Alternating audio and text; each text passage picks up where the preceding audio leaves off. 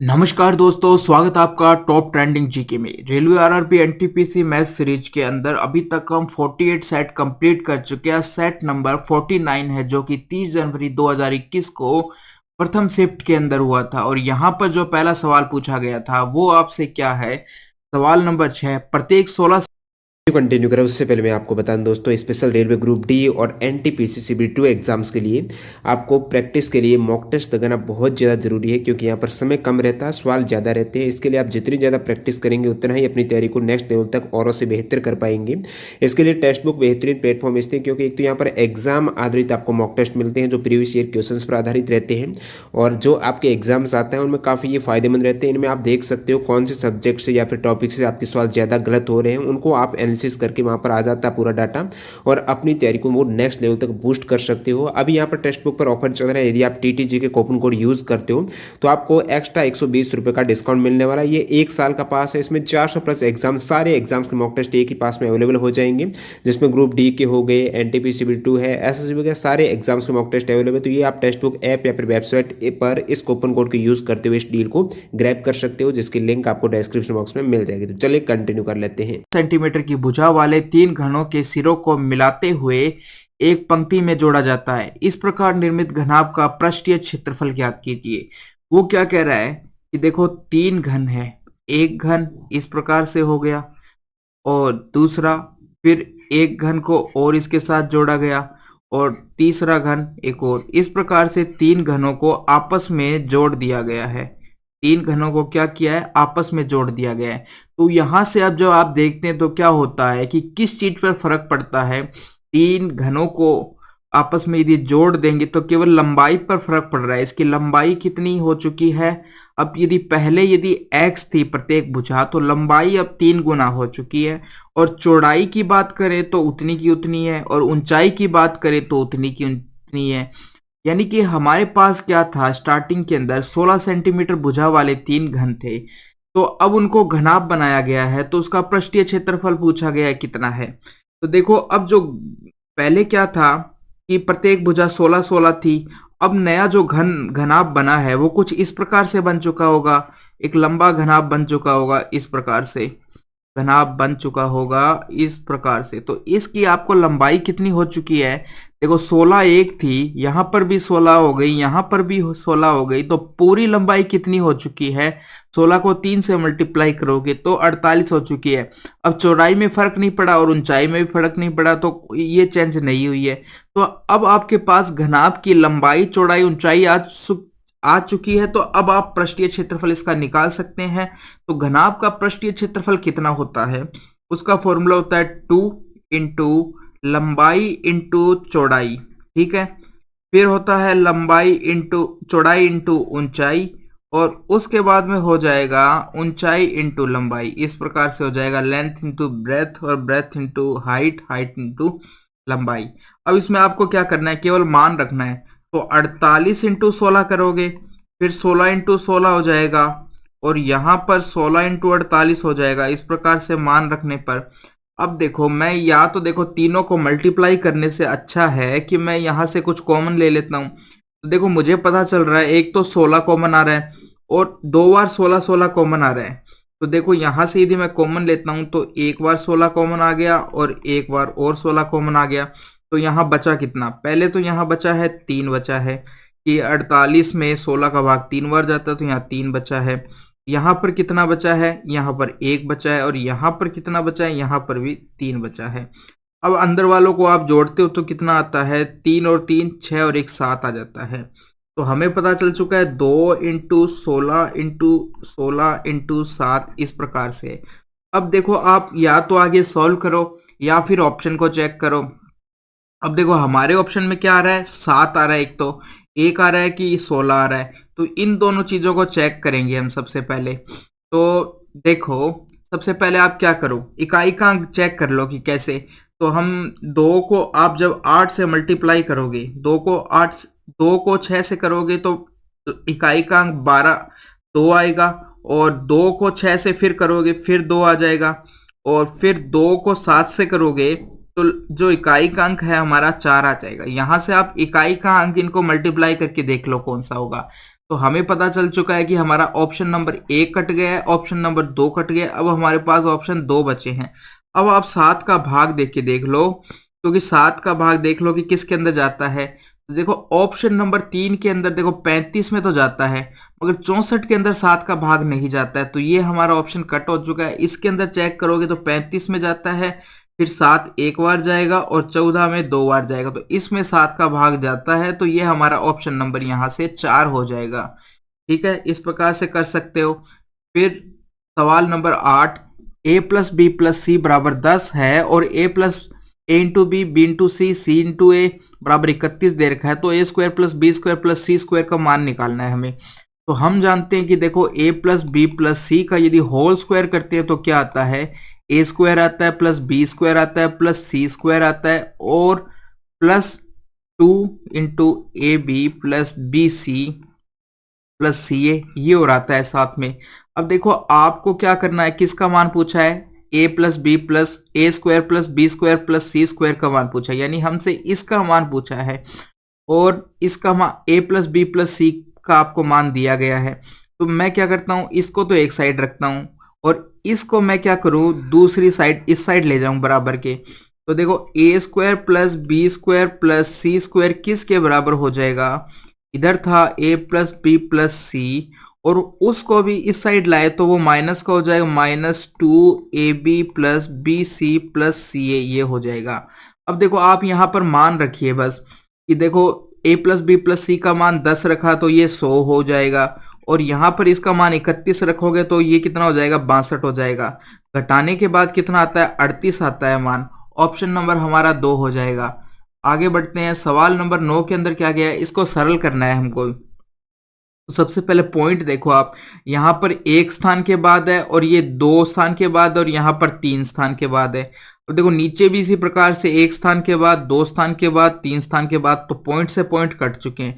अब आपके पास ऊपर क्या बचे हैं, 4 बार 9 और नीचे 3 बार 3। तो देखो इनसे 3 से ये काटोगे तो कितनी बार, 3 बार जाएगा, 3 बार जाएगा, 3 बार जाएगा, इतना चला गया है। अब आपको क्या करना है, बस इनको मल्टीप्लाई करना है। जब आप इसको मल्टीप्लाई करोगे तो आपका आंसर जो 1 है ऑप्शन नंबर, वो आ जाएगा। सवाल नंबर 10 और इसके अंदर क्या कहा गया है, 130 छात्रों की एक कक्षा में 15 छात्र गणित इतिहास को पसंद करते हैं, 25 छात्र केवल हिंदी को पसंद करते हैं। तो सबसे पहले तो क्या है, हम 4 विषय दिए गए हैं वो लिख लेते हैं। देखो एक तो गणित दे रखा है आपको, एक आपको इतिहास दे रखा है, इतिहास दे रखा है, एक आपको हिंदी दे रखा है और एक आपको अंग्रेजी दे रखा है। ये चारों विषय हमने लिख लिए।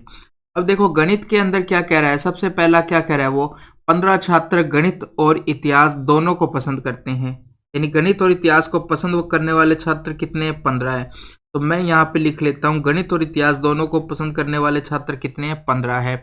25 छात्र केवल हिंदी को पसंद करते हैं, तो केवल हिंदी को पसंद करने वाले 25 हो चुके हैं। 30 छात्र केवल अंग्रेजी को पसंद करते हैं, तो 30 हमने अंग्रेजी के आगे लिख दिया है। 20 छात्र अंग्रेजी और हिंदी दोनों को पसंद करते हैं, तो इन दोनों को पसंद करने वाले छात्र कितने हैं, 20 छात्र हैं। 15 छात्र केवल इतिहास को पसंद करते हैं, तो 15 इतिहास को और 15 ही केवल किसको पसंद करते हैं, गणित को पसंद करते हैं, इस प्रकार से। और कुछ छात्र सभी चारों विषय को पसंद करते हैं, इस प्रकार से दे रखा है उन्होंने। ठीक है, अब क्या करना है हमें कि अंग्रेजी पसंद करने वाले कुल छात्रों की संख्या 60 है। ठीक है, अंग्रेजी पसंद करने वाले कुल छात्रों की संख्या कितनी है, 60 है। अब देखो हम यहां से निकालते हैं कि देखो ये जो 20 है वो इन दोनों के अंदर जोड़ देता हूं, यानी कि 20 ये जो थे वो हिंदी को भी पसंद करते हैं और अंग्रेजी को भी पसंद करते हैं। तो यहां से हमारे पास कितना आया, 50 आया। लेकिन कुल अंग्रेजी को पसंद करने वाले छात्र कितने हैं, 60 है। ठीक है, तो यहां हमारा आया 50 और कुल है 60, यानी 10 छात्र बच गए। इसी प्रकार से जब आप हिंदी को जोड़ते हो तो कितना आता है, 45। अब आगे पढ़िए, हिंदी पसंद करने वाले कुल छात्र कितने हैं, 55 है। तो ये 45 है, कुल कह रहा है 55 है, यानी 10 छात्र और थे हिंदी को पसंद करने वाले। इसी प्रकार से अब देखो ये भी हम ऐसे ही करते हैं कि 15 इधर जोड़ेंगे क्योंकि ये 15 दोनों को पसंद करते हैं। तो अब देखो गणित और इतिहास पसंद करने वाले कुल छात्रों की संख्या कितनी है, 40 है। तो देखो यहाँ पर 30 आ रहा है और यहाँ पर भी 30 आ रहा है, मगर वो कह रहा है कि गणित और इतिहास को पसंद करने वाले कुल छात्रों की संख्या कितनी है, 40 है। तो ये 30 आ रहा है, होना चाहिए 40 40। तो देखो यहाँ पर कितना कम है, 10 10, और यहाँ पर भी 10 गायब है। अब ये जो 10 है वो चारों के अंदर आ रहे हैं, तो ये ऐसे लोग हैं जो चारों विषय को पसंद करते हैं। तो इस प्रकार से क्या हो जाएगा, कितने लोग हैं जो चारों सब्जेक्ट को पसंद करते हैं, वो हो चुके हैं 10 लोग हो चुके हैं। आपका ऑप्शन नंबर 3 आ चुका है। इस प्रकार से कर सकते हो आप। सवाल नंबर 14, दिए गए आंकड़ों के मध्य, माध्यिका और बहुलक का योग ज्ञात कीजिए। तो अब देखो ये नंबर्स को सबसे पहले आप लाइन से जचाओ। तो देखो सबसे पहले 9 आ जाएगा, उसके बाद में 15 आएगा, फिर आपका देखो 9 आ गया, 15 आ गया, फिर 20 आता है, 20 आएगा, फिर 25 आपको 3 बार दे रखा है तो 25 आ जाएगा, 1 बार, 2 बार, 3 बार आ चुका है। उसके बाद में 35 है, 35 आ चुका है। अब नंबर ऑफ संख्या गिन लो कितनी है, 3 और 3 6 और 1 7, टोटल 7 संख्या है। तो देखो माध्य निकालने के लिए क्या करोगे, आप सभी को जोड़ोगे और उसको फिर 7 से डिवाइड कर दोगे। सभी संख्याओं को जोड़ने पर कितना आ रहा है, सभी संख्याओं को यदि आप जोड़ते हो तो कितना आता है, देखो यदि आप जोड़कर इनका माध्य निकालोगे तो आपके पास 22 आएगा। और माध्यिका निकालोगे तो माध्यिका क्या होती है, बीच वाली वैल्यू होती है, बीच वाली वैल्यू होती है। बीच वाली वैल्यू कितनी है, 25 है, तो 25 हो जाएगी। और इसी प्रकार बहुलक क्या होगा, जो सबसे अधिक बार आया है। तो सबसे अधिक बार कौन सा आया है, 25 आया है, 3 बार आया तो 25 हो जाएगा। जब इन सबको आप जोड़ोगे तो इनका योग 72 आएगा। यही आपसे पूछा गया है कि इन तीनों का योग कितना होगा। ये ऑप्शन नंबर आपका 3 आ जाएगा। सवाल नंबर 18, 80 किलोमीटर प्रति घंटे की चाल से चल रही एक 450 मीटर लंबी रेलगाड़ी को 150 मीटर लंबे प्लेटफॉर्म को पार करने में कितना समय लगेगा। समय पूछा गया है। समय बराबर क्या होता है, दूरी बट्टे चाल हो जाएगा। अब यहां से देखो टोटल दूरी कितनी चलती है ट्रेन, एक तो खुद की लंबाई चलेगी और प्लेटफॉर्म की लंबाई, इन दोनों को जोड़ोगे तो आप कितना आ जाएगा। तो दूरी हो चुकी है टोटल 600 हो चुकी है। और चाल आपकी देखो ये तो मीटर में दे रखी है, ये किलोमीटर में, तो चाल को भी मीटर प्रति सेकंड में चेंज करना पड़ेगा। तो 80 को मीटर प्रति सेकंड में आप यदि चेंज करते हो तो 5/18 से आपको इसको मल्टीप्लाई करना पड़ेगा। तो ये आपकी मीटर प्रति सेकंड के अंदर अब चाल आ चुकी है। तो इससे आपको डिवाइड करना पड़ेगा, 80 इंटू 5 और 18 ऊपर चला जाएगा इस प्रकार से। अब देखो 0 से एक 0 काट दिए, 5 से ये 60 12 बार जाएगा, 12 ये 3 बार कटा और ये 2 बार कटा, और 2 से ये 9 बार कट जाएगा, 9 3 27 आ जाएगा, यानी 27 उसको सेकंड लगेंगे। 27 सेकंड के अंदर वो ये दूरी कंप्लीट कर देगा। ऑप्शन नंबर 2 आ जाएगा। सवाल नंबर 19 में वह बड़ी से बड़ी संभव लंबाई ज्ञात कीजिए जिसके द्वारा इसको और इसकी लंबाई को सटीक रूप से नापा जा सके। तो इसके लिए हम क्या करेंगे, सबसे पहले ये मिश्र भिन्न को भिन्न में चेंज कर लीजिए आप, फिर हम इनका एचसीएफ लेंगे। तो 6 और 1 7/2 आ चुका है ये, और इसकी बात करें तो 32 और 3 35/4 आ चुका है। अब आपका इनका एचसीएफ लो। तो जब भी हम इस प्रकार की संख्याओं का एचसीएफ लेते हैं, भिन्न वाली संख्याओं का, तो ऊपर यदि एचसीएफ पूछा है तो एचसीएफ लेंगे और नीचे वाली संख्याओं का एलसीएम लेंगे। तो ऊपर का एचसीएफ लेंगे तो दोनों में क्या कॉमन है, 7 कॉमन है, इसलिए 7 आ चुका है। और नीचे क्या है कि एलसीएम लेंगे तो कितना आएगा, वो 4 आ जाएगा। 7/4 आपका एचसीएफ आ चुका है, और यही वह लंबाई है जिससे दोनों को सटीक रूप से नापा जा सकता है। ऑप्शन नंबर 1 हो जाएगा। सवाल नंबर 20, और यहाँ पर साधारण ब्याज की 5% वार्षिक दर पर निवेश की गई धनराशि 6 वर्ष में बढ़कर इतनी हो जाती है। अब देखो 5% की वार्षिक दर से 6 वर्ष के अंदर, ठीक है, यदि 1 साल का ब्याज 5% है तो 6 साल का साधारण ब्याज पर 5 इंटू 6 बराबर 30% हो जाएगा। और 30% हो चुका है ब्याज, राशि होती है 100%, और ये जुड़कर कितना हो जाएगा, विक्रय मूल्य ब्याज, या आप कह दो कि वो जो मिश्र धन कितना हो जाएगा, 130% हो जाएगा। और 130% की वैल्यू आपको कितनी दे रखी है, 2613 दे रखी है। तो यहां से हम 1% की वैल्यू निकाल सकते हैं। जब आप 1% की वैल्यू निकालोगे तो आप इसको भाग दोगे, तो 13 से जब आप इसको काटोगे, यानी कि 2613/130 करोगे। अब 13 से जब ऊपर काटोगे तो कितनी बार जाएगा, 2 0 1 बार जाएगा, और नीचे यदि काटोगे तो 10 आएगा। तो यानी नीचे एक जीरो है तो एक के स्थान के बाद पॉइंट लग जाएगा, यानी 1% की वैल्यू है 20.1 आ चुकी है। अब हमें क्या निकालना है, सबसे पहले तो हम 100% की यानी कि हमारा मूलधन निकाल लेते हैं। तो 100% की वैल्यू कितनी आ चुकी है यहाँ से, तो देखो ये आ चुकी है आपकी 1% की। अब 100% के लिए 100 से मल्टीप्लाई करोगे तो एक तो आपकी ये जीरो हट जाएगी और ये पॉइंट हट जाएगा और एक जीरो लग जाएगी। तो 2010 आपका 100% आ चुका है, यानी हमारे पास अब मूलधन इतना आ चुका है।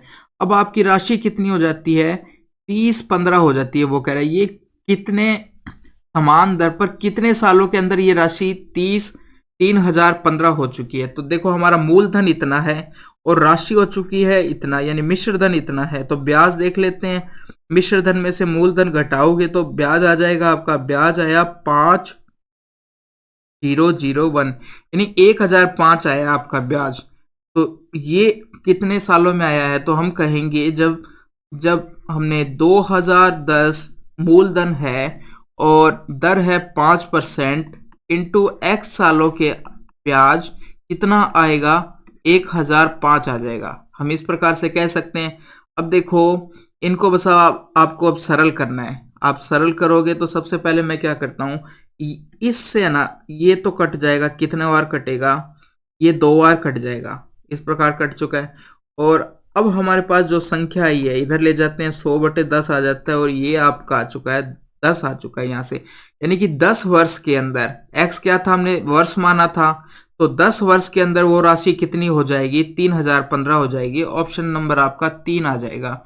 सवाल नंबर 21 के अंदर क्या है, 7 अंकों वाली संख्या, 7 अंकों वाली संख्या 11 से विभाज्य है। यानी ये संख्या यदि 11 से विभाज्य है, जहां ए क्या है, एक अंक, ए एक अंक वाली पूर्ण संख्या है, यानी कि पॉइंटों में मान नहीं है उसका, दशमलव में मान नहीं है, पूर्ण संख्या है। तो ए का मान ज्ञात कीजिए। तो अब देखो 11 से विभाज्य का रूल क्या होता है कि हम जो एकांतर क्रम में जो नंबर्स दिए गए हैं आपको, एक को छोड़कर एक जो नंबर्स दिए गए हैं उनको जोड़ेंगे और फिर उनको घटाने पर उनको जोड़ेंगे और उनका योग को आपस में घटाने पर या तो वो 0 आना चाहिए या 11 का गुणज आना चाहिए। 6 और 8 को जोड़ोगे तो 14 आएगा, 14 में यदि 3 जोड़ोगे तो 17 आएगा, 17 में 2 जोड़ोगे तो 19 आएगा। इसी प्रकार से 7 को यदि आप 4 से जोड़ोगे तो कितना आएगा, 11 आएगा। अब 7 को 4 से जोड़ना है और फिर ए से जोड़ना है तो 11 आएगा। ठीक है, 11 प्लस ए आएगा, ये आएगा टोटल। तो अब देखो इसमें से क्या घटाया जाए, क्या घटाया जाए कि ये 0 बन जाए या फिर 11 का गुणज बन जाए। तो देखो 11 घटाओगे, 11 तो घटेगा ही घटेगा, 9 आएगा, यानी कि 9 तो आ नहीं सकता। तो हमें क्या करना पड़ेगा, इसको 0 बनाना पड़ेगा, क्योंकि 11 से बड़ी वैल्यू तो आ नहीं रही है, क्योंकि 11 तो यहाँ पे घट ही रहा है। तो ए का मान कितना रखा जाए कि ये 0 बन जाए, तो हम यदि यहाँ पर ए की वैल्यू 8 रखते हैं तो ये 0 बन जाएगा, यानी कि ए का मान कितना आएगा, 8 आएगा। तो ऑप्शन नंबर हमारा 3 हो चुका है। सवाल नंबर 23 के अंदर आपको ये एक संख्या दी गई है, पूछा गया यदि ये संख्या 8 से विभाजित है, कहा गया है इसको इस 1216 में से माइनस ये घटाया जाता है तो एक संख्या आती है डी डी डी जो कि 8 से विभाजित है, तो डी का मान बताना है। यदि ये संख्या 8 से विभाजित है, ठीक है, डी का मान बताना है, तो हम क्या करेंगे, सिंपली आप क्या करो कि ऑप्शन रखो, ऑप्शन से मान रखो। सबसे पहले छोटा मान रखते हैं हम, फिर उससे बड़ा, फिर उससे बड़ा। तो देखो अब हमें क्या करना है कि आप देखो केवल इकाई वाला अंक आप चेक कर सकते हो कि 6 में से ऐसा क्या घटाए, क्योंकि यहां पर भी डी है और घटाने पर भी वही मान आएगा जो हम घटा रहे हैं। यानी कि हम 6 में यदि मैं डी को 2 मानता हूं तो क्या आना चाहिए, मेरा 2 ही आना चाहिए। ठीक है, इस प्रकार से सेटिस्फाई करना चाहिए, यानी जो मान हम डी का मानेंगे वही मान हमारा 6 में से घटाने के बाद आना चाहिए। केवल इकाई अंक की बात कर रहे हैं, तो 6 में से जब आप 2 घटाओगे तो 4 आता है, इसलिए ये ऑप्शन नहीं हो सकता। 6 में से जब आप 4 घटाओगे तो 2 बचता है, तो ये ऑप्शन भी नहीं हो सकता। 6 में से 6 घटाओगे तो 0 आएगा, सेम आना चाहिए नंबर, तो ये भी नहीं हो सकता। अब 6 में से जब आप 8 घटाओगे तो पीछे से एक हांसल ली, ये 16 हो गया, 16 में से जब आप 8 घटाओगे तो यहाँ पर 8 बचेगा, यानी डी का मान 8 रखने पर यहाँ पर 8 ही आता है। तो ऑप्शन नंबर यहाँ से 1 हो जाएगा, बाकी हमें कुछ चेक करने की जरूरत ही नहीं है। तो ये हो चुका है हमारा सवाल नंबर 23। 24 की यदि बात करें, दिए गए व्यंजक को सरल कीजिए। दिए गए व्यंजक को सरल कीजिए। अब देखो 5 को 5 से मल्टीप्लाई करोगे तो 25 आ जाएगा, इधर भी 5 को 5 से मल्टीप्लाई करोगे तो 25 आ जाएगा, और 25 में 5 जोड़ोगे तो 30 हो जाएगा। तो यहां पर आपका कितना बच चुका है, 30 आ चुका है, और नीचे भी आपका इसी प्रकार से 30 आ जाएगा। ये हो चुका है। अब आके इनको सरल करते हैं। देखो अब क्या करना है, ये ब्रैकेट के अंदर है तो ये हो जाएगा 1/25 हो जाएगा, और 1/5 को 1/25 से अब आपको भाग देना है। जब आप 1/5 को 1/25 से भाग दोगे तो क्या आएगा, देखो अब हम इसको लिख सकते हैं 1/5, और इसको ऊपर जाके उल्टा हो जाएगा, 25/1 हो जाएगा। तो ये आप यदि काटते हो तो 5 आ जाता है आपका।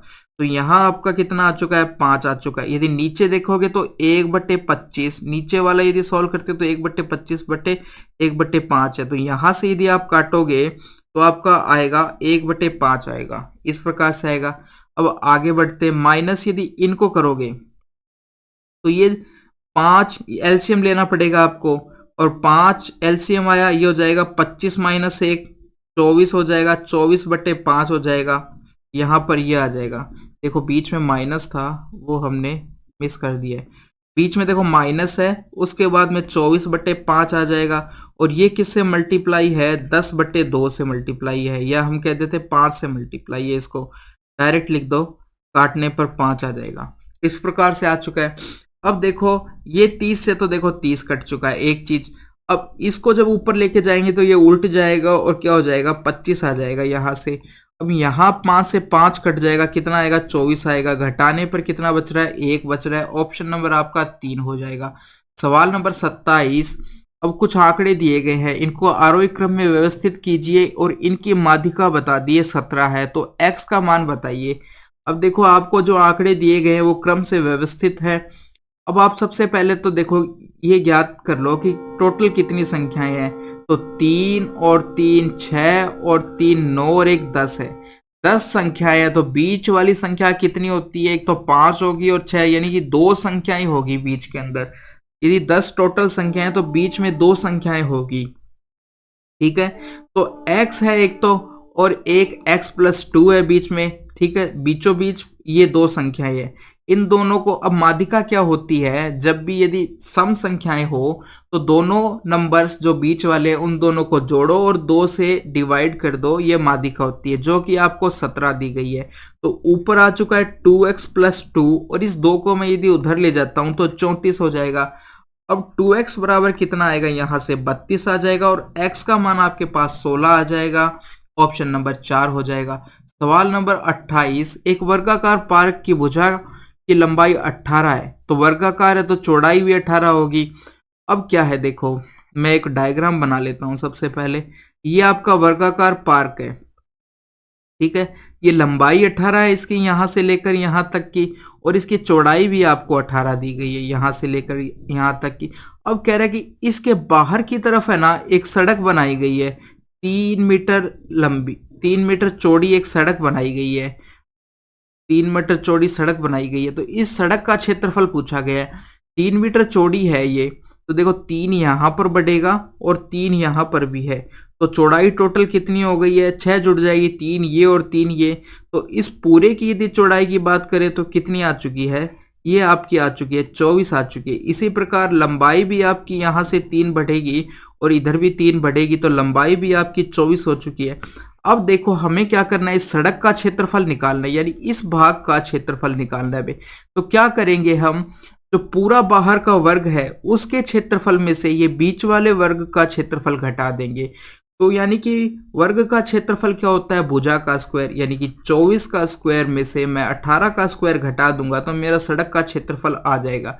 24 का स्क्वायर करो आप, क्या होता है 576 होता है, और 18 का स्क्वायर क्या होता है 324 होता है। ये वैल्यू आपको याद होनी चाहिए। आप इनको यदि घटाओगे तो 252 आएगा, और ऑप्शन नंबर आपका 1 हो जाएगा। सवाल नंबर 29, ए और बी किसी कार्य को 18 दिन में पूरा कर सकते हैं। देखो ए और बी मिलकर कितने दिन में पूरा कर सकते हैं, हम कहेंगे 18 दिन में।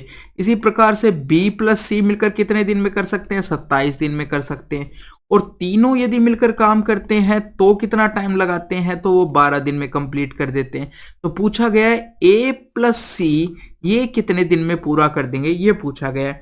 सबसे पहले आप इन तीनों का एलसीएम ले लीजिए, कितना आता है।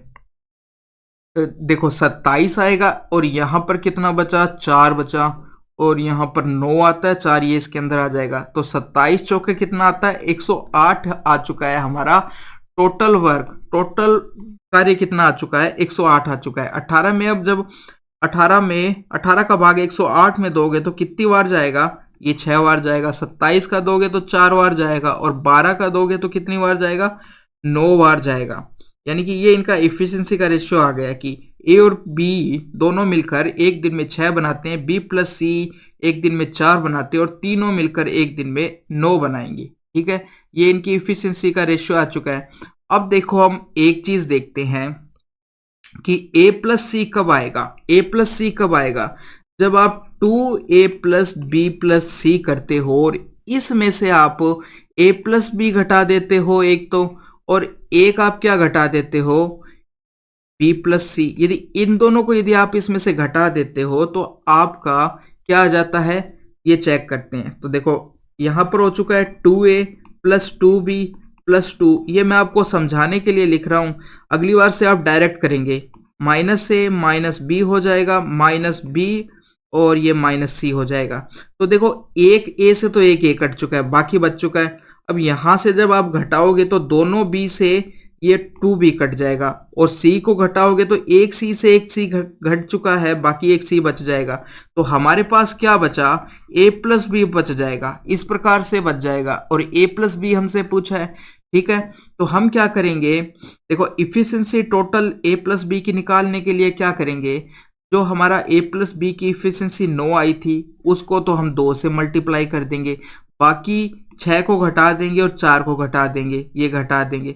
जब आप घटाओगे तो मान कितना आ जाएगा, ये 18 आएगा, और ये दोनों मिलकर 10 होते हैं। 18 में से 10 घटाओगे तो 8, यानी a प्लस बी की इफिशिएंसी आपके पास कितनी आ चुकी है, 8 आ चुकी है। और हमें टोटल वर्क पता है कि कितना था, हमारा 108 था। तो हम समय निकाल सकते हैं अब कितने उनको दिन लगेंगे a प्लस बी को मिलकर काम करने पर, कि टोटल काम 118 है और इनकी इफिशिएंसी 8 है। तो इससे आप यदि डिवाइड कर देते हो तो कितनी बार जाएगा, तो ये आपका जाएगा एक बार तो 8 एकम 8 आ जाएगा, फिर 28 बचा। अब 8 3 24 आता है, और 4/8 आ जाएगा। सरल करने पर कितना आएगा, 13 सही 1/2 आ जाएगा, यानी 13.5 दिन लगेंगे उनको। ऑप्शन नंबर आपका 2 हो जाएगा यहां से। सवाल नंबर 31 के अंदर बोर्ड मास, यानी इसको सरल करना है हमको, सिंपल सी बात ये। तो 11 से, क्योंकि 121 11 का स्क्वायर होता है इसलिए 11 से कट चुका है ये, और 4 से ये 4 बार कट जाएगा, ये सरल हो चुका है। अब देखो 75 और 55 का स्क्वायर क्या होता है, 75 का क्या होगा, ये जो भी संख्या 5 आता है लास्ट में तो हम कहते हैं कि स्क्वायर में 25 आएगा। 7 को 8 से मल्टीप्लाई कर दो तो 56 हो जाएगा, एक अगली वाली संख्या से। इसी प्रकार 55 की बात करें तो लास्ट में 25 आएगा, और 5 6 30 हो जाएगा। इनको घटाने पर 0 0 6, और ये 2 2600 आएगा। तो इस पूरे का मान कितना आ चुका है आपका, 2600 आ चुका है, ये हमें पता चल चुका है। ये बटे में नहीं है, ये इसका मान आ चुका है। या मैं ऐसे कहूं कि इसको काट कर मैं इसकी जगह 2600 लिख दिया है। अब देखो ये जो 2 जीरो है इससे कट जाएगी, ये कट चुकी है। अब हमारे पास क्या क्या वैल्यू बची, एक तो बची है 11/4, इसके बाद में एक आपके पास 24 आ चुकी है, एक आपके पास 26 आ चुकी है, ये आ चुकी है। तो 4 से ये 24 कितनी बार, 6 बार कट जाएगा। अब 6 को आप जब 26 से मल्टीप्लाई करोगे 130 156 होता है, इंटू 11 बचा हुआ है। अब 11 से जब हम इसको मल्टीप्लाई करेंगे तो 6 11, और ये दोनों 6 और 1 7 हो जाएगा। इतना आ जाएगा आपके पास 17 16 आ जाएगा, 17 16। ये ऑप्शन नंबर 3 आ चुका है आपका। सवाल नंबर 34, वह बड़ी से बड़ी संभव लंबाई ज्ञात कीजिए जिसका उपयोग 7 metre, 3 metre 85 centimetre, 12 metre 95 centimetre की लंबाई को सटीक रूप से मापने के लिए उपयोग किया जा सकता है। तो सबसे पहले हम क्या करते हैं, तीनों को सेंटीमीटर में चेंज कर लेते हैं। तो मीटर को यदि हम सेंटीमीटर में चेंज करते हैं तो 100 से मल्टीप्लाई करते हैं।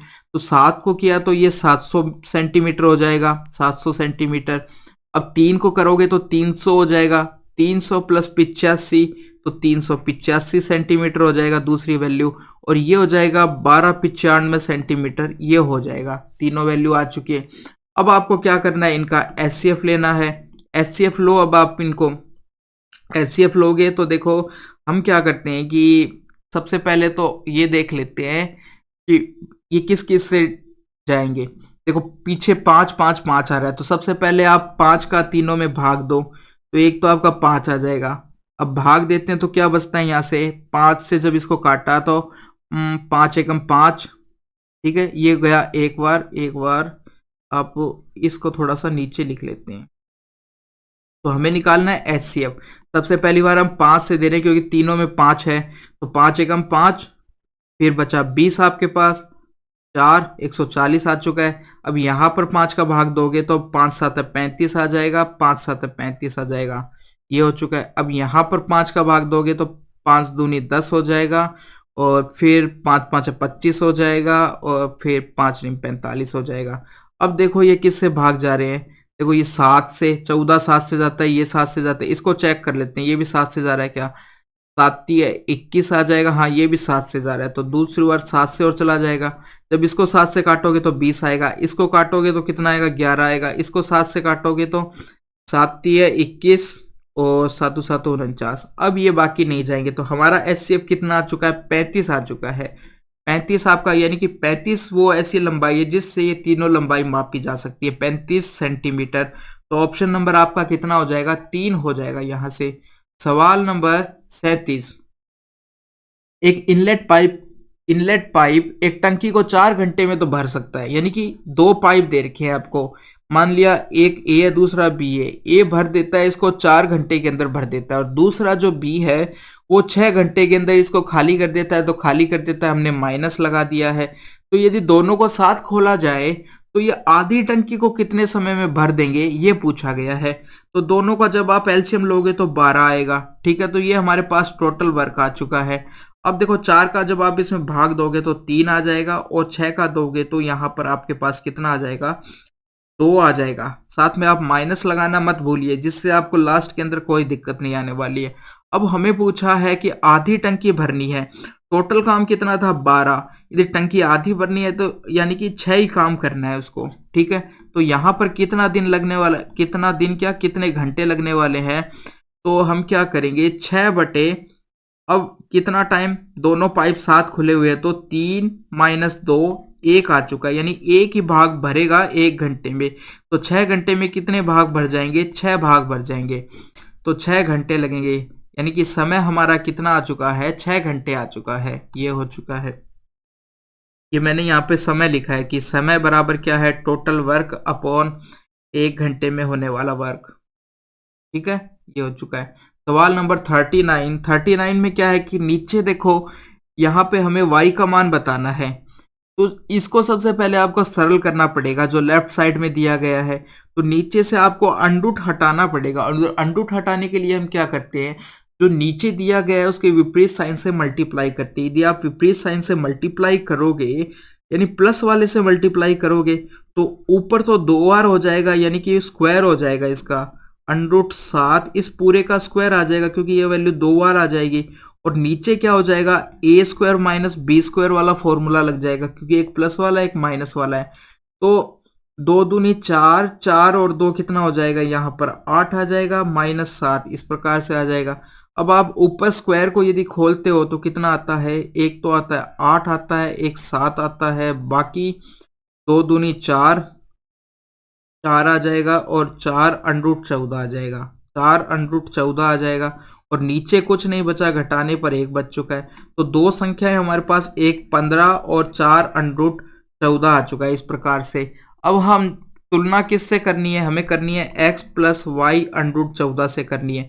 तो जो 14 √14 से मल्टीप्लाई है वो तो हमारा y है, और बचा हुआ पार्ट जो है वो हमारा x है। तो x बराबर आपके पास आ चुका है 15 और y बराबर आपके पास आ चुका है 4। पूछा क्या गया है, y का मान पूछा गया है। ऑप्शन नंबर हमारा 2 हो जाएगा। सवाल नंबर 41। 41 में देखो क्या है, स्टार्टिंग का जो है tan 1 दे रखा है, फिर tan 2 दे रखा है, फिर tan 3, इस प्रकार से चल रहा है, tan 89 तक चल रहा है। इस प्रकार संख्याएं हैं। अब देखो जो पहली संख्या 1 है और दूसरी संख्या क्या है 80, लास्ट संख्या 89 और प्रारंभिक संख्या 1 है, इन दोनों को यदि आप जोड़ते हो तो 90 आता है। 90 आता है। इसी प्रकार से इससे जस्ट पहले कौन सी होगी 88। 88 और 2 को जोड़ोगे तो भी 90 आएगा। ठीक है, 90 आएगा। एक चीज तो ये। अब दूसरी चीज आपको देखो ये चीज पता होनी चाहिए कि tan a और tan b बराबर 1 होता है जब a प्लस b बराबर इनका योग यानी दोनों कोणों का योग कितना आया, यदि 90 है तो tan a into tan b बराबर 1 होता है। ये होता है। अब होता क्यों है कि जैसे देखो tan a है, tan a को मैं क्या लिख सकता हूं, tan a को मैं क्या लिख सकता हूं, यानी कि 90 माइनस बी लिख सकता हूं, क्योंकि इन दोनों का योग कितना है 90। तो a की वैल्यू यहां से कितनी आ जाएगी 90 माइनस बी आ जाएगी, ये लिख सकते हैं। अब देखो tan 90 माइनस बी किसके बराबर होगा, यानी कि कोट b के बराबर होगा और ये tan b है। कोट b को हम क्या लिख सकते हैं 1/tan b और यहाँ पे tan b, इस प्रकार ये आपस में कट जाएंगे और 1 होते हैं। तो अब से आपको आगे से ये ध्यान रखना है बस कि यदि दो कोण है दे रखे हैं आपको a प्लस बी बराबर, यदि दो कोण दे रखे हैं आपको a प्लस बी बराबर यदि 90 है तो a प्लस बी बराबर यदि 90 है तो tan a into tan b बराबर 1 हो जाएगा। ये चीज आपको ध्यान रखनी है। tan a into tan b बराबर 90 कब होगा, जब a प्लस बी बराबर 90 है। तो tan 1 और tan 89 ये दोनों जुड़कर कितना, ये दोनों मल्टीप्लाई हुए तो इनका मान 1 हो जाएगा। इसी प्रकार tan 2 और tan 89 का मान भी ये 1 हो जाएगा। तो इस प्रकार से ये सारी संख्याएं क्या हो जाएगी 1 1 हो जाएगी। बाकी बीच में क्योंकि ये टोटल नंबर ऑफ संख्याएं कितनी है 1 से लेकर 89 तक है, तो 89 संख्याएं विषम संख्याएं हैं, तो सारी संख्याएं तो हो जाएगी। अब जो बीच वाली संख्या बची है वो एक संख्या बचेगी, तो बीच में कौन सी संख्या है सबसे पहले तो हम वो निकालते हैं। तो टोटल 89 संख्याएं हैं। तो जब संख्याएं विषम होती है तो बीच वाली संख्या निकालने का तरीका क्या है कि जो लास्ट वाली संख्या है n+1/2 कर देते हैं हम, n+1/2 कर देते हैं। तो यहाँ 89 +1/2 करोगे यानी 90/2 करोगे तो 45 आ जाएगा। यानी जो tan 45 है बीच के अंदर वो संख्या बच जाएगी। और हम जानते हैं tan 45 का मान क्या हो जाएगा, ये भी 1 होता है। तो यानी कुल मिलाकर पूरे का मान क्या आ जाएगा, इन सब का मान तो एक ही आएगा ही, और tan 45 का मान भी क्या आ जाएगा 1 आ जाएगा। इस प्रकार से ये आंसर क्या हो जाएगा आपका ऑप्शन नंबर 1 हो जाएगा। ठीक है, ये हो गया। सवाल नंबर 42 की बात करें, यदि 15 नोटबुक का क्रय मूल्य 12 नोटबुक के विक्रय मूल्य के बराबर है तो हानि हुई है या लाभ हुई है, परसेंटेज के अंदर बताना है।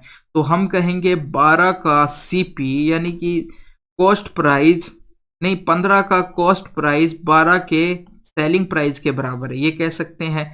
तो यहां से यदि मैं इनको संख्याओं को इधर ले जाता हूं और इनको इधर ले आता हूं तो ये 12/15 हो जाएंगे। अब आप यदि सरल करते हो तो 4/5 आ जाता है, यानी कॉस्ट प्राइस और सेलिंग प्राइस का रेशियो हमारे पास 4/5 आ चुका है। तो यानी कि 4 ये है 5 ये है, तो उसको 1 का लाभ हुआ होगा तभी तो विक्रय मूल्य 5 हुआ होगा। तो यानी कि लाभ कितने का हुआ है 1 का हुआ है, किस पर 4 पर हुआ है। परसेंट बनाने के लिए 100 से मल्टीप्लाई करते और 25% हो जाएगा। ऑप्शन नंबर आपका 1 हो जाएगा। और क्योंकि यहाँ पर लाभ हुआ है इसलिए लाभ हुआ है, क्योंकि यहाँ पर एक जुड़ा है, यदि घटता तो हम कहते हैं हानि हुई है। सवाल नंबर 47, एक त्रिभुज के कोणों का अनुपात ये दे रखा है आपको, सबसे बड़े और सबसे छोटे कोण का अंतर पूछा गया है। तो देखो कोणों का अनुपात ये दे रखा है, कुल टोटल इसका कितना हो जाएगा, ये 5 और 1 9 हो जाएगा। हमें पता है कि त्रिभुज के अंदर तीनों कोणों का योग 180 डिग्री के बराबर होता है। तो 9 की वैल्यू यदि 180 के बराबर है तो 1 की वैल्यू आपके पास कितनी आ जाएगी, यहां से 1 की वैल्यू आपके पास यहां से 20 आ जाएगी, 1 डिग्री बराबर 20 आ जाएगा। तो सबसे बड़ा कोण और सबसे छोटे कोण का अंतर कितना है अनुपात के अंदर, ये 4 है ये 2 है, यानी अंतर उनका 2 है। तो एक की वैल्यू यदि 20 है तो दो की वैल्यू कितनी आ जाएगी, दो की वैल्यू 40 आ जाएगी। ये हो चुका है, ऑप्शन नंबर आपका 4 हो चुका है। क्वेश्चन नंबर 49, और यहां पर ये देखो एक अलजेब्रा का सवाल है, और मैंने कहा कि रेल के अंदर जो भी अलजेब्रा का सवाल आ रहा है आप उसमें वैल्यू पुट कर कर देखें। वैल्यू पुट कर कर आप यदि करोगे तो वो आसान ज्यादा इजीली हो जाएगा, नहीं तो काफी टाइम लग जाएगा और पता चले कि आंसर भी नहीं आए। तो अब देखो हमारे जो ऑप्शन है उसके अंदर कहीं पर भी a प्लस बी प्लस इस प्रकार से नहीं आ रहा है, केवल नंबर्स आ रहे हैं। तो हम यहाँ पर वैल्यू मान सकते हैं कि इस प्रकार से रखेंगे कि ये बराबर 0 आ जाए। तो देखो यदि मैं, या तो आप क्या कीजिए a का मान 2 रख दो, b का मान -1 रख दो और c का मान भी -1 रख दो। तो ऐसा करने पर कितना आ जाएगा, 0 आ जाएगा।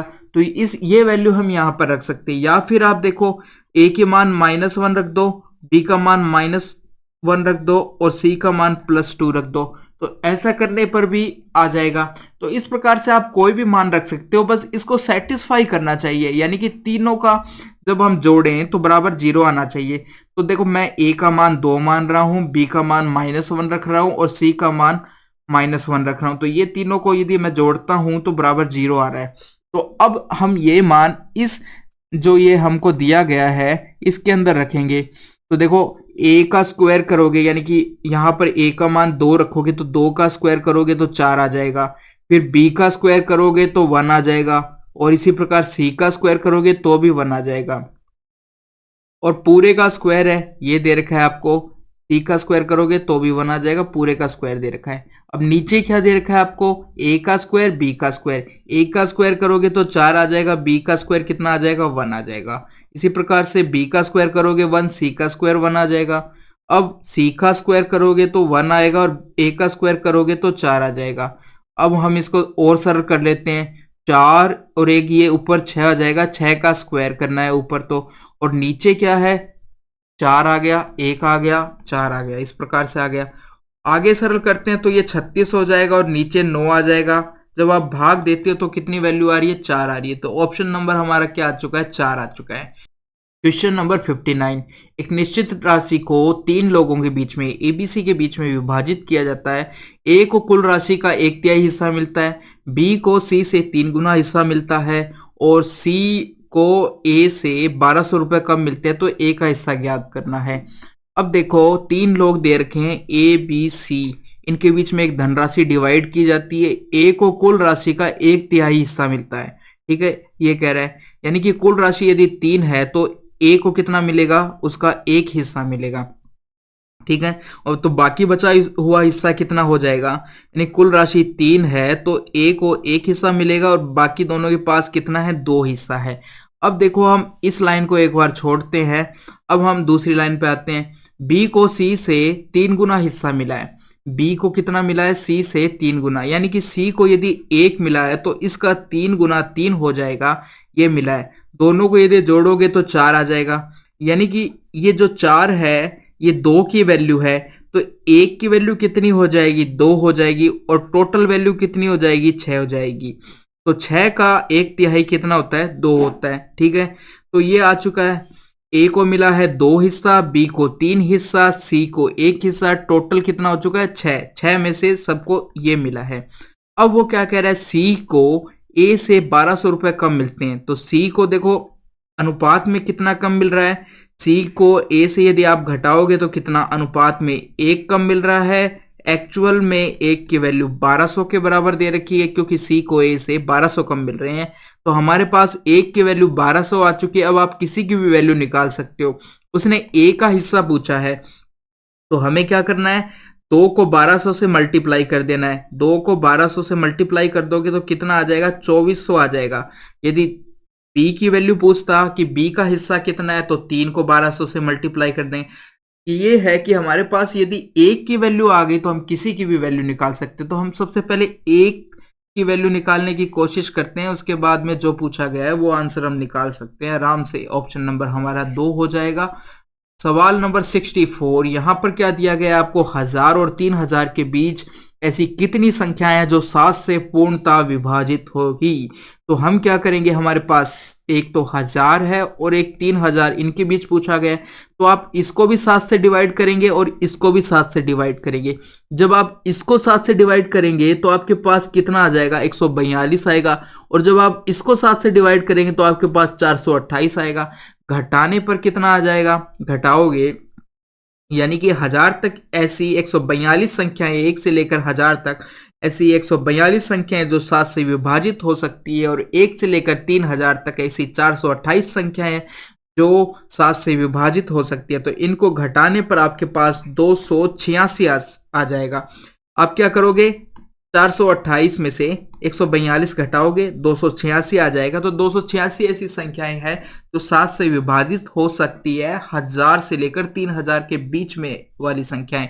तो ऑप्शन नंबर आपका 1 हो जाएगा। क्वेश्चन नंबर 65, एक डीलर को एक मेज को 400 रुपए में बेचने पर 25% का लाभ होता है और एक अन्य मेज को 10% की हानि पर बेचता है तो कुल मिलाकर उसे न तो लाभ होता है और न ही हानि होती है। तो दूसरी मेज का क्रय मूल्य बताना है। ठीक है, डीलर क्या कर रहा है, एक 400 रुपए की मेज को 25% के लाभ पर बेच रहा है। ठीक है, तो यहां पर जो 25% लाभ हुआ है वो दूसरी मेज को वो 10% की हानि पर बेचता है, तो उस दोनों कुल मिलाकर उसको न तो लाभ होता है और न हानि होता है। इसका मतलब क्या है कि जो लाभ हुआ है वो दूसरी मेज पर हानि जो हुई है वो दोनों एक दूसरे से कैंसिल आउट हो गए हैं। तो यानी कि हम पहली मेज का क्रय मूल्य ए माने और दूसरी मेज का क्रय मूल्य बी माने, तो ए पर 25% का लाभ कितना हो जाएगा, ए का 25% ये कह सकते हैं हम, और बी पर हानि कितनी हो चुकी है, 10%, बी का 10% ये हो चुका है। ये दोनों बराबर है। ठीक है, तो यहां से हम ए अनुपात बी निकाल सकते हैं। देखो ए अनुपात बी कैसे निकाल सकते हैं, बी को मैं इधर ले आता हूं, परसेंटेज से परसेंटेज कैंसिल हो जाएगा और ये 10/25 करोगे तो हमारे पास रेशियो आ चुका है 2/5। ये क्रय मूल्य का रेशियो आ चुका है आपके पास। ए और बी का क्रय मूल्य का रेशियो कितना आ चुका है कि 2:5 आ चुका है। यानी पहली मेज और दूसरी मेज है जो उनका क्रय मूल्य 2:5 आ चुका है। अब आपको क्या दिया गया है, पहली मेज का विक्रय मूल्य दिया गया है और 25% का लाभ होता है। ठीक है, 25% का लाभ होता है, यानी कि 25% का मतलब क्या है, 1/4 होता है। यानी 4 की चीज पर 1 का लाभ होकर विक्रय मूल्य 5 हो गया। 5 की वैल्यू आपको यहाँ पर 400 दे रखी है, तो 400 दे रखी है 5 की वैल्यू, तो आप जब 5 को इससे भाग दोगे तो कितना बचेगा, ये आ जाएगा। जब आप 5 को इससे भाग दोगे तो कितना आएगा, तो 5 8 है 40, 80 हो जाएगी 1 की वैल्यू। तो 4 की वैल्यू कितनी होगी, 80 चौके 80 चौके कितना हो जाएगा, 320 हो जाएगा। यानी कि प्रथम जो मेज है, जो पहली वाली मेज है, उसका क्रय मूल्य 320 आ चुका है।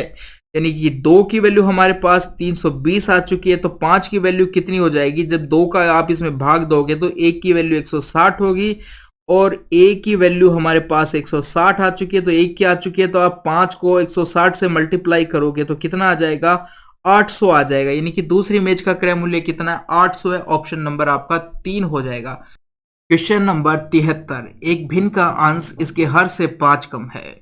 यदि अंश से 2 घटाया जाता है और हर में 2 जोड़ा जाता है तो प्राप्त भिन्न 2/5 हो जाती है। तो मूल भिन्न बतानी है। देखो मैं यदि हर को x मानता हूं तो अंश कितना हो जाएगा, x-5 हो जाएगा। अब वो कह रहा है अंश में से 2 घटाना है आपको और हर के अंदर 2 जोड़ना है, तो इस प्रकार बनी भिन्न किसके बराबर हो जाएगी, 2/5 के बराबर हो जाएगी। थोड़ा सा यदि हम सरल करते हैं और मान हमें किसका निकालना है, मूल भिन्न, और मूल भिन्न क्या थी हमारी, x-5/x थी, तो इसका मान निकालना है। अब आप इसको सरल करोगे तो x-7 आ जाएगा और नीचे x+2 आएगा, बराबर ये आ जाएगा 2/5 के बराबर। आप इनको क्रॉस मल्टीप्लाई करा दो, तो यहां से यदि हम क्रॉस मल्टीप्लाई करते हैं तो कितना आ जाता है, 5x-35 आ जाता है और ये बराबर आएगा 2x+4 के बराबर आ जाएगा। अब देखो इस x वाले टर्म को इधर ले आता हूं और इसको इधर ले जाता हूं, तो देखो यहां पर आ जाएगा 3x हो जाएगा और 35 4 के साथ जुड़कर 39 हो जाएगा। तो x बराबर कितना आ जाएगा, 13 आ जाएगा। x का मान 13 आ चुका है, वो आप इसके अंदर मूल भिन्न के अंदर रख दो, तो 13 - 5 करोगे तो 8 आ जाएगा और नीचे कितना आ जाएगा, 13 आ जाएगा। तो ये आपका ऑप्शन नंबर 1 आ जाएगा। क्वेश्चन नंबर 75, एक गाय को 1000 रुपए में बेचने पर जितना लाभ होता है उसे 1010 में बेचने पर उससे 5% अधिक लाभ होता है। यानी कि कह रहा है कि यदि 1000 के बजाय उसको 1010 में बेचा जाए, यानी 10 रुपए अधिक में बेचा जाता है, तो उसको 5% अधिक लाभ होता है। यानी कि 5% की वैल्यू कितनी आ चुकी है? 10 रुपए आ चुकी है। तो यहां से 1% की वैल्यू आपके पास कितनी आ जाएगी? 2 आ जाएगी। और उसने क्रय मूल्य पूछा है, यानी कि 100% की वैल्यू, यदि 1 की वैल्यू 2 है तो 100 को आप 2 से मल्टीप्लाई करोगे तो 100 की वैल्यू आपके पास 200 आ जाएगी। ऑप्शन नंबर आपका 1 हो जाएगा। सवाल नंबर 76, वह छोटी से छोटी संख्या ज्ञात कीजिए जिसे 3500 में जोड़ने पर प्राप्त संख्या इन सब से विभाजित हो। तो सबसे पहले आप ऑप्शन में क्या करो कि वह छोटी से छोटी संख्या, यानी कौन सा ऑप्शन इस 3500 के अंदर जोड़ा जाए जिससे कि जो संख्या बने वो इन सब से विभाजित हो। तो हम क्या करेंगे, सबसे पहले इन 28 को इन सभी संख्याओं में 3500 में जोड़ देंगे। इन सभी संख्याओं को 3500 में जोड़ देंगे। ठीक है, जितने भी ऑप्शन है हमारे पास। तो जब आप जोड़ते हो तो आपको पता चलता है यहां से क्या आता है, 35 28 आ जाता है। यहां पर क्या आता है, 35 22 आ जाता है। यहां पर क्या आता है, 35 24 आ जाता है। और यहां पर क्या आता है, 35 26 आ जाता है। इस प्रकार से हो जाएगा। अब देखो कि आपको ये देखना है कि इनमें से कौन सी संख्या, अब ये देखो हमें क्या करना था, इन सब से विभाजित करना है। अब ऐसी संख्या देखो, कौन ऑप्शन देखो जो इन सब से विभाजित हो जाए। तो इनके अंदर आपको पता है कि सब के अंदर 7 है। ठीक है, तो ये संख्या 7 से विभाजित होनी चाहिए क्योंकि 42 में भी 7 आता है। तो ये देखो कि 7 से विभाजित कौन कौन सी संख्या हो रही है। तो देखो पहला ऑप्शन देखोगे आप, 35 7 से विभाजित होता है, 28 भी 7 से विभाजित होता है। तो ये ऑप्शन तो विभाजित हो रहा है। अगर यहाँ पर जब आप देखते हो तो एक बार तो 35 बार चला जाता है, 5 बार, मगर 22 के अंदर 7 का भाग नहीं जाता है, तो ये ऑप्शन कैंसिल। इसी प्रकार 24 के अंदर भी नहीं जाएगा, 26 के अंदर भी नहीं जाएगा। तो 7 का भाग एक ही ऑप्शन में जा रहा है कि ऑप्शन नंबर 1। तो यहां से हमारा ऑप्शन नंबर 1 आ चुका है, 28 होगा। सवाल नंबर 80, 8000 की राशि पर 10% वार्षिक चक्रवृद्धि ब्याज की दर से 1.5 वर्ष का ब्याज ज्ञात कीजिए यदि ब्याज की गणना अर्धवार्षिक आधार पर की जाती है।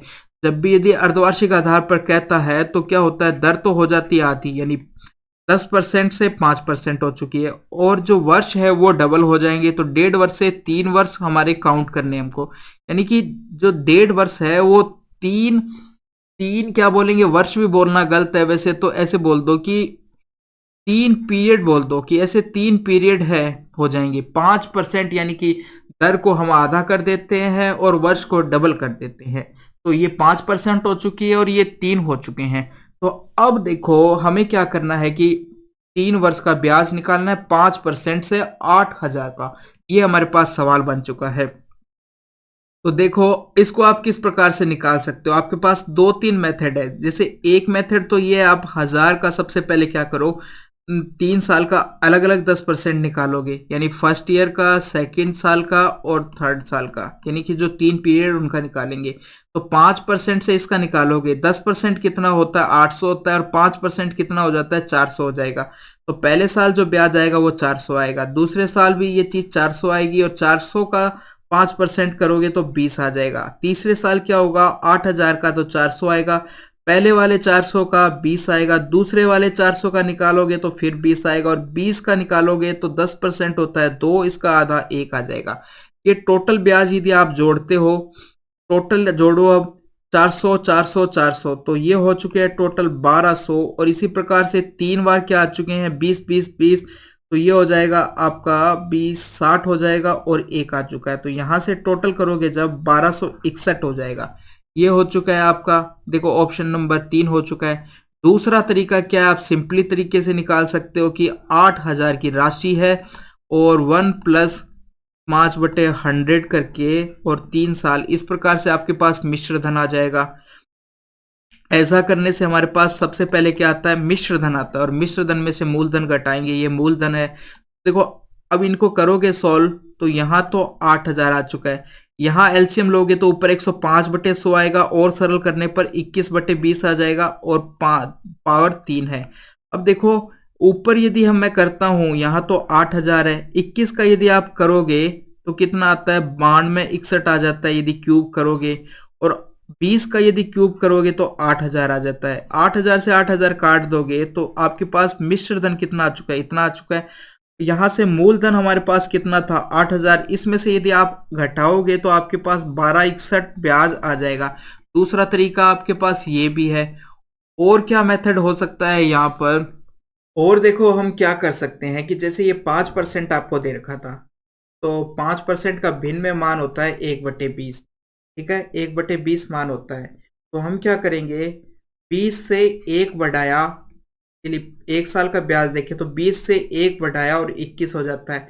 2 साल की बात करें तो इसका स्क्वायर हो जाएगा 400। 2 साल की बात करें, यहाँ हो जाएगा इसका स्क्वायर 141 हो जाएगा। 3 साल की बात करें तो इसका क्यूब करोगे आप, कितना आ जाएगा 8,000 आ जाएगा। और यहाँ पर कितना हो जाएगा, 21 का क्यूब कितना होता है, 9261 होता है। अब 8,000 की वैल्यू आपको 8,000 ही दे रखी है, क्योंकि हमारा यहाँ पर 8,000 है और 8,000 की वैल्यू 8,000 है।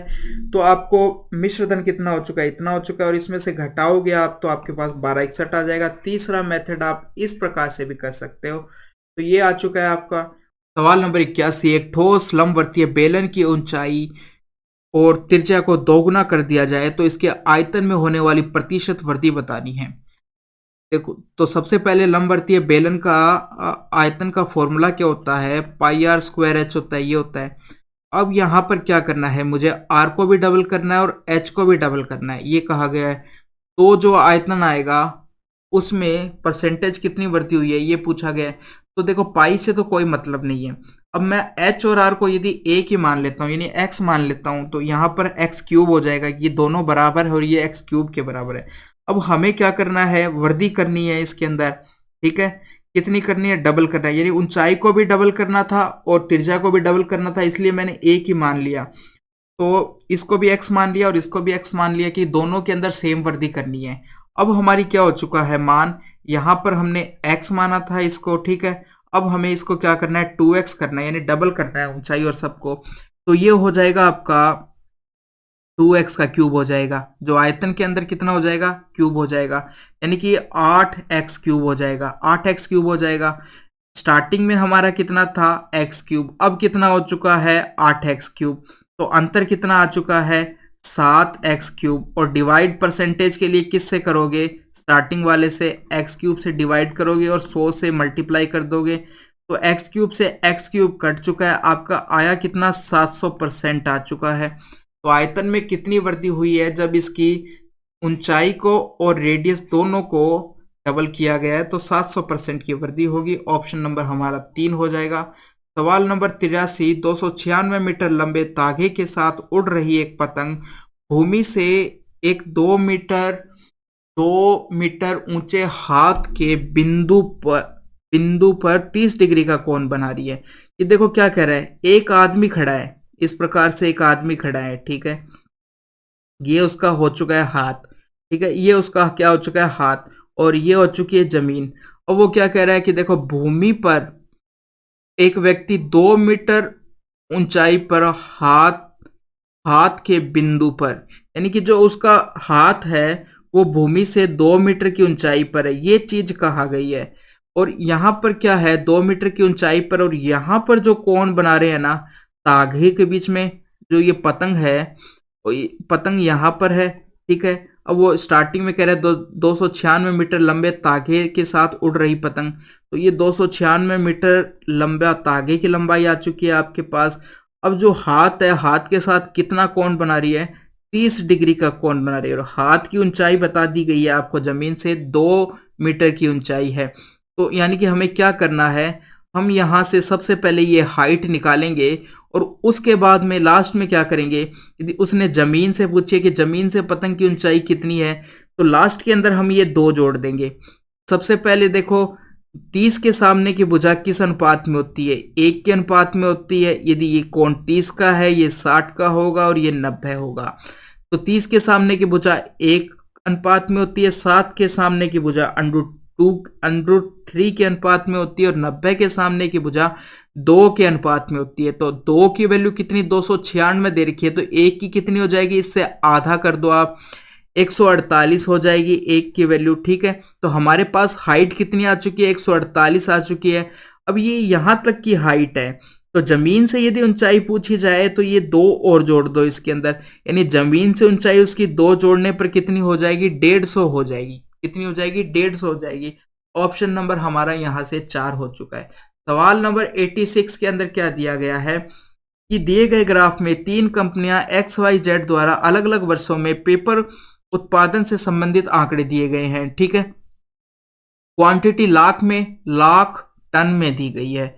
प्रोडक्शन ऑफ पेपर, इन सबको छोड़ दो आप। अब देखो हमारे पास क्या दिया गया है कि जैसे 96 से लेकर 2000 तक दिया गया है, तो तीन कंपनियां हैं। ये जो नीले से दिखाई गई है वो कंपनी एक्स है, जो लाल से दिखाया गया है वो कंपनी वाई है, और जो हरे से है वो जेड है। तो ये 2006 में कितना प्रोडक्शन किया ये दिखाया गया है, 2096 में, और 2097 में कितना प्रोडक्शन किया गया है तीनों कंपनियों के द्वारा वो दर्शाया गया है। इसी प्रकार आगे भी दर्शाया गया है।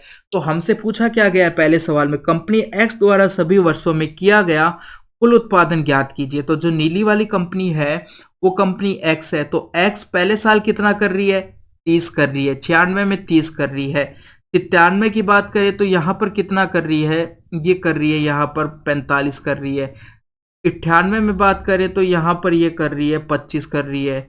और 1999 में कर रही है ये 50, और 2000 के अंदर कर रही है 40 कर रही है। 2000 में कितना कर रही है, 40 है। जब आप इन सब को जोड़ोगे तो 190 आएगा, यानी कंपनी एक्स द्वारा सभी वर्षों के द्वारा उत्पादन किया गया कितना है, 190 है। ऑप्शन नंबर आपका 1 हो जाएगा। सवाल नंबर 87, 1996 से 2000 के दौरान किस कंपनी में उत्पादन आंकड़ों की सबसे कम परास दर्ज की गई है। यानी वो कह रहा है कि 96 और 2000 का यदि हम हर कंपनी का परास लें, परास क्या होता है, सबसे पहली बात तो ये कि परास क्या होता है कि न्यूनतम वैल्यू को अधिकतम, एक तो न्यूनतम वैल्यू ले लो और एक अधिकतम वैल्यू, उसमें से जो आप घटाओगे तो जितना मान आता है वो आपकी परास हो जाती है। जैसे आपके पास न्यूनतम वैल्यू 5 है और अधिकतम वैल्यू 30 है, तो आप घटाओगे 26 आएगा, तो आपकी परास कितनी आ चुकी है, 26 आ चुकी है। तो अब देखो यहां पर हम देखते हैं 2 सालों की बात करिए, 1996 और 2000, 1996 और 2000 के दौरान किस कंपनी में उत्पादन आंकड़ों की सबसे कम परास दर्ज की गई। तो सबसे पहले एक्स की बात करते हैं, 96 में कितना है 30 और 2000 में कितना है 40, तो परास कितनी हो गई, 40 माइनस 30 10 हो चुकी है कंपनी एक्स की परास। अब हम वाई की बात करते हैं, तो कंपनी ये 96 के अंदर कितना आता है, यहाँ पर मान आपका आता है 25 आता है, और 2000 में मान आता है 50, तो दोनों को घटाओगे तो 25 आ जाएगा। तो y की परास कितनी आ चुकी है, 25 आ चुकी है। अब हम z की बात करते हैं, तो z में देखो मान 96 में कितना आ रहा है, 35 आ रहा है, और यहाँ पर 2000 में भी 35 आ रहा है। तो 35 में से 35 घटाना पड़ेगा क्योंकि अधिकतम और न्यूनतम दोनों 35 35 है, तो ये 0 आएगा। तो सबसे कम परास कौन सी है, 0 है, जो कि कंपनी कौन सी है, जेड कंपनी है। ऑप्शन नंबर हमारा 4 हो जाएगा। सवाल नंबर 88, दिए गए कालखंड में सभी तीन कंपनियों के औसत उत्पादन की तुलना में किस कंपनी का कुल उत्पादन कम रहा गया है। देखो औसत की बात छोड़ो, यहां पर सिंपल सी बात है, यानी कि जिसका औसत की तुलना में कम रहेगा, सभी तीनों कंपनियों में उत्पादन, कुल उत्पादन पूछा गया है, तो चाहे आप औसत से तुलना कर लो या फिर कुल उत्पादन एक ही बराबर रहेगा। तो हमें सब ये क्या करना है कि सबसे कम उत्पादन किस कंपनी का रहा गया है, किस, यानी कि पूरे के अंदर हमें ना हर कंपनी का अलग अलग जोड़ना है और टोटल हर कंपनी का टोटल उत्पादन जोड़ना है और बताना है कि कौन सा कम रहा गया है, उसी का औसत भी कम रहेगा। तो देखो हम क्या करते हैं, अब कंपनी यदि एक्स को यदि आप जोड़ते हो तो कितना आता है, कंपनी एक्स को जोड़ते हो तो 190 आएगा, और कंपनी यदि वाई को जोड़ते हो कुल उत्पादन, देखो एक्स में आप क्या क्या जोड़ोगे, ये 30 वैल्यू आ चुकी है, ये 45 आ चुकी है, और ये 25 है, और ये आपकी 50 है, और यहाँ पर आपकी 40 वैल्यू, इन सब वैल्यू को यदि आप जोड़ते हो तो 190 आएगा। इसी प्रकार से जब कंपनी वाई जो रेड वाली है उसको बात करोगे तो वो 185 आएगा, और इसी प्रकार से जेड कंपनी की बात करोगे तो 190 आएगा। तो तीनों में से सबसे कम योग कौन सा आ रहा है? 185 यानी वाई कंपनी का आ रहा है। तो कुल उत्पादन सबसे कम किस कंपनी का रहा इन 5 वर्षों के अंदर? वाई कंपनी का रहा। तो ऑप्शन नंबर हमारा यहां से 3 हो जाएगा। सवाल नंबर 89 में बात करें, यदि वर्ष 2000 में कंपनी एक्स और कंपनी वाई का उत्पादन 5% तक बढ़ा है। अब देखो 2000 के अंदर क्या क्या वैल्यू है। तो जो नीले वाला है वहां पर वैल्यू है आपके पास 40 वैल्यू है, ठीक है। और जो रेड वाला है वहां पर 50 वैल्यू है, और जो ग्रीन वाला है वहां पर आपके पास 35 वैल्यू है। और वो कह रहे हैं एक्स और वाई कंपनी का उत्पादन 2000 में एक्स और वाई कंपनी के उत्पादन में 5% बढ़ा, यानी कि जो 40 प्लस 50 बराबर यदि 90 है, यदि ये 5% अधिक होता तो इसका 5% कितना होता है? सबसे पहले तो वो निकाल लो आप।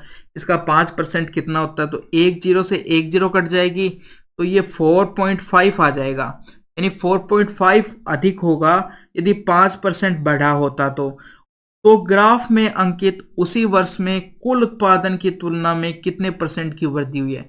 तो इसी वर्ष कुल उत्पादन की तुलना में कितने परसेंट की वृद्धि हुई है ये पूछा गया है। तो इसी वर्ष कुल उत्पादन कितना हुआ है? 40 प्लस 50 प्लस 35, ये टोटल कितना हो चुका है? 40 प्लस 50 90 और 35 जोड़ोगे तो 125। यानी कि हमें ये बताना है जो 4.5% की वृद्धि हुई है वो कुल का कितना है, 125 का कितना है, ये बताना है हमें। कहा गया है कि एक्स और वाई में 5% की वृद्धि होती है, ठीक है। तो सबसे पहले एक्स प्लस वाई को किया हमने और उसकी 5% वृद्धि निकाल ली, वो 4.5 आया हमारा।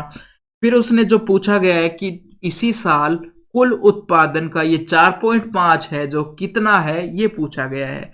तो ये कितना है ये अब हमें निकालना है। तो यहां से यदि हम ये दशमलव हटाते हैं तो नीचे 0 आ जाती है। अब आप इसको काटोगे तो 5 से काटोगे ये 9 बार जाएगा, इसको 5 से काटोगे 5 दूनी और 5 5 25 आ जाएगा। 25 से जो ये 100 है ये कितनी बार जाएगा? 4 बार जाएगा। ऊपर आप 9 को 4 से मल्टीप्लाई करोगे तो 36 आता है, और नीचे 10 है तो एक स्थान के बाद पॉइंट लग जाएगा, 3.6 हो जाएगा ये। तो हमारा कितना आ चुका है? कुल का कितना परसेंट है ये? 3.6% है। 3.6 कह दो या 3.6 के बाद 0 लगा दो, उससे कोई फर्क नहीं पड़ने वाला है। 3.60% है। तो ये हो चुका है हमारा लास्ट आज का सवाल कंप्लीट, और यहाँ पर दोस्तों हमारा आज का पेपर हो चुका है समाप्त। ये कैसा लगा आप कमेंट में जरूर बताना, और यदि आपको ये सेशन अच्छा लगा है तो दोस्तों लाइक जरूर करना, और यदि कोई प्रॉब्लम है तो वो आप कमेंट कर सकते हैं। मैं आपको पीडीएफ प्रोवाइड कराने की भी कोशिश कर रहा हूं। और थैंक यू दोस्तों, मिलते हैं एक और नेक्स्ट सेशन के साथ।